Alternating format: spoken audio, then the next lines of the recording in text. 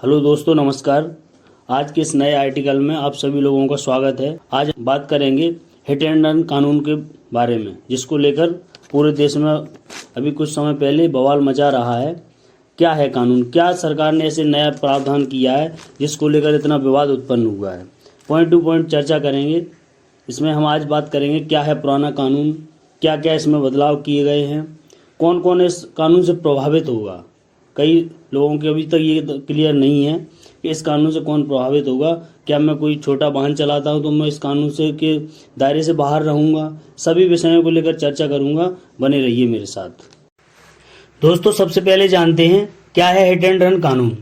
Hit and run कानून नाम से ही स्पष्ट है। जब कोई व्यक्ति किसी वाहन का चालक, ट्रक, बस या अन्य कोई भी वाहन हो, उसका चालक जब किसी को टक्कर मारकर तत्काल वहां से भाग जाता है तो वह हिट एंड रन कानून के दायरे में आता है।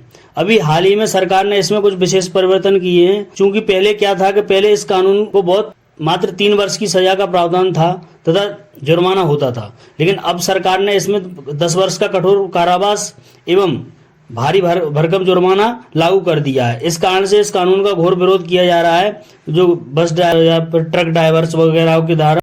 इसी कानून को लेकर अभी हाल ही में ट्रक ड्राइवरों ने बड़े स्तर पर हड़ताल की थी इस कानून में सुधार के लिए।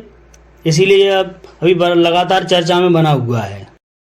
इस कानून को लेकर ट्रक एवं बस चालकों में कई प्रकार का संतोष थे। वह चाहते थे उनमें संशोधन करे सरकार, तभी हम ये हड़ताल खत्म करेंगे। और इसी को लेकर देशव्यापी बड़े स्तर की हड़ताल उन्होंने शुरू कर दी थी, जो अभी हालांकि शांत हो गई है।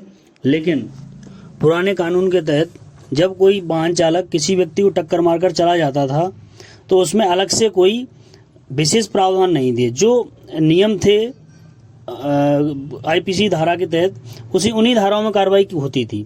अलग से कोई ऐसा विशेष प्रावधान नहीं था कि यदि इस प्रकार से कोई टक्कर मारकर चला गया है तो उसके लिए कोई विशेष कोई दंडित किया जाए या अन्य कोई कार्रवाई अलग से निर्धारित की जाए, ऐसा नहीं था। एक ही कार्रवाई होती थी।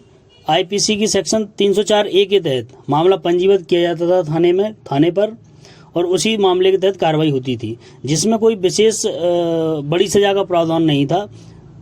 3 वर्ष की सजा या फिर जुर्माने का प्रावधान था। दोस्तों, अब आगे बात करते हैं इस नए कानून के तहत क्या क्या बदलाव आया है, क्या क्या नए नियम बने हैं जिनके तहत कार्रवाइयाँ होंगी। सबसे पहली बात, पहले जो इस प्रकार का नियम था कि कोई टक्कर मार के चला जाए, बाद में वो आदमी पकड़ा जाता है, वो वाहन पकड़ा जाता है, तो उस पर कोई अलग से कार्रवाई का प्रावधान नहीं था। किंतु अब नए कानून के तहत यदि आप हिट एंड रन करके चले जाते हैं, मौके से भाग जाते हैं टक्कर मार के, तो उसमें आपको 10 वर्ष तक दंड का प्रावधान का सामना करना पड़ेगा।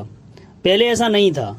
पहले आपको वही कार्रवाई होती थी, अलग से कुछ नहीं था। अब अगर यदि आप टक्कर मारकर भाग जाते हैं मौके से और व्यक्ति घायल अवस्था में पड़ा हुआ है, उसको आप प्राथमिक उपचार दिलाने के लिए अस्पताल नहीं ले जाते या उसको कोई प्राथमिक उपचार उपलब्ध नहीं करवाते हैं या किसी को सूचना नहीं देते हैं, तो उस कंडीशन में आपको दोषी मानकर आप पर 10 वर्ष तक की सजा का प्रावधान सरकार ने किया है तथा भारी भरकम जुर्माना आपको भरना पड़ेगा। तो इन्हीं सब चीज़ों को लेकर ट्रक ड्राइवर्स विरोध कर रहे हैं कि जब घटना स्थल पर जहाँ घटना होती है, मान चलो कहीं एक्सीडेंट होता है, तो वहाँ पर बड़ी मात्रा में भीड़ इकट्ठी हो जाती है और आक्रोशित भीड़ रहती है। तो कहीं ऐसा ना हो कि कोई घटना घटित कर दे चालक के साथ। यदि वो उसको उठाता है अस्पताल ले जाने के लिए तो वो रुकता है, वाहन खड़ा करता है, तो उसको साथ कोई घटना ना कर दे। ट्रक ड्राइवरों का यही सबसे बड़ा सवाल था कि ऐसी कंडीशन में क्या होगा कि जब कोई हम पे ही अटैक कर दे, मैं बचाने जाऊँ और मॉब लिंचिंग जैसी स्थिति उत्पन्न हो जाए।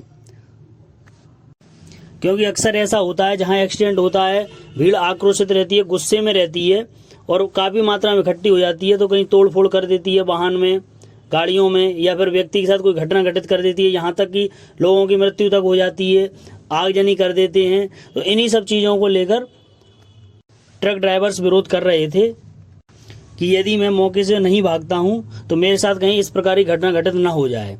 तो उन दोस्तों को मैं ये बता देना चाहता हूं कि इस कानून के तहत केवल यही नहीं है कि आप उसको प्राथमिक उपचार के लिए लेके रही जाओ, अस्पताल पहुंचाए हुई। यदि ऐसी कंडीशन बन रही है कि कहीं भीड़भाड़ वाला एरिया है और आपको लगता है कि यदि मैं यहाँ पर रुकता हूँ तो मेरे साथ कोई घटना घटित हो सकती है, तो उस कंडीशन में आप सूचना भी दे सकते हैं। आप थाने को सूचना दे सकते हैं, स्वास्थ्य केंद्र को दोस्तों अब आगे हम बात करेंगे कि इस कानून का प्रभाव किस पर पड़ेगा। सबसे पहले आप अपने दिमाग में ये रखिए, यदि आप कोई भी वाहन चलाते हैं, कोई भी व्हीकल अगर आप चलाते हैं तो आप इस कानून के दायरे में आते हैं। इस कानून के दायरे से कोई भी वाहन चालक बाहर नहीं है, हर किसी पर ये लागू होता है। बस ट्रक ड्राइवर्स इसलिए विरोध कर रहे थे क्योंकि उनकी संख्या बल ज़्यादा है और उनका पेशा है, वो अन्य लोग चलाते हैं, शौक के लिए गाड़ियां रखते हैं, लेकिन ड्राइवरों का वो पेशा है, इसलिए वो लोग विरोध कर रहे थे विशेष रूप से, क्योंकि दिन रात उनको उसी रोड पे चलना है, वहीं गाड़ियां चलाना है। लेकिन उस कानून के दायरे के बाहर कोई नहीं है। यदि आप वाहन चलाते हैं तो उस कानून के दायरे में हैं। आप सभी का एक बार पूरा धन्यवाद दोस्तों। इसी प्रकार के ऐसे ही सरल भाषा में वीडियोस देखने के लिए आप मेरे चैनल को लाइक एवं सब्सक्राइब करें तथा इसी प्रकार के आगे वीडियो में लेकर आता रहूँगा। धन्यवाद।